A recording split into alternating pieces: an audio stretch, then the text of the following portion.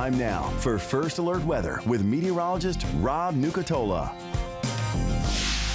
Well, good morning, everybody. Happy Monday. Radar picture's a little active. We're seeing some sprinkles in some spots. We're going to find a few showers trying to move across parts of our area, but it's not going to be all the time nonstop rain out there for us.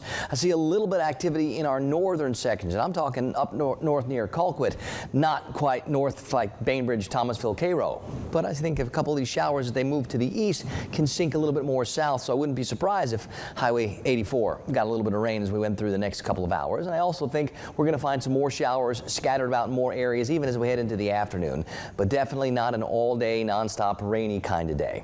We're at 66 degrees to get started in Tallahassee, 64 in Thomasville, it's 63 in Valdosta, so warm for really any time of the year, but especially for late January. The breeze from the south going to keep bringing in the warm and the muggy, and I think that's going to be a real bigger issue maybe for the next night or two as we see a little fog this morning, but we're going to find thick fog, I think, in areas tomorrow morning and maybe on Wednesday too. So fog is going to become a big issue, I think, over the next couple of days with all this moisture lingering about and all these warm temperatures.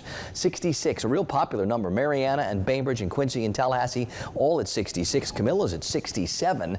It's 63 in Valdosta and in Live Oak. Homerville's the cool spot right now at 59.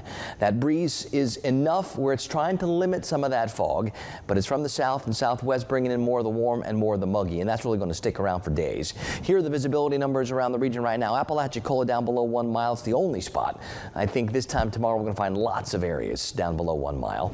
I see a whole bunch of moisture still moving across parts of the southeast, but most of it is in central parts of Alabama and Georgia and up through the Carolinas. That's where this boundary is oriented, and that's where the energy's tracking. Now, as this boundary sort of sits where it is, we stay bottled up on the warm and muggy side, and that's going to give us plenty of opportunities for clouds, for fog, and for on again, off again showers. As some more energy gets dragged through the area, now we get better chances for more showers. So we're going to keep the shower chances a little bit up in the forecast. We're not expecting nonstop rains today, tonight, tomorrow, but I do think over the next couple of days, I can't take the rain chances out of the forecast, and instead we're going to keep things kind of warm, kind of muggy, and I use that term unsettled, where it looks and feels like it should be raining an awful lot more than it actually does. I think that's what a lot of our area is going to be dealing with probably all the way through Wednesday, and we'll talk about some energy pulling through the area by Thursday, Friday. That gives us another shot to get wet, so going to be one of those weeks, I think. On the Gulf today, foggy at times, breezes from the south 5 to 15 and seas 1 to 3 feet.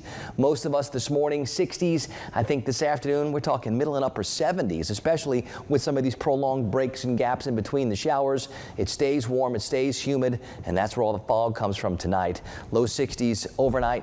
Here's our extended forecast. Keep the rain chances kind of elevated this week.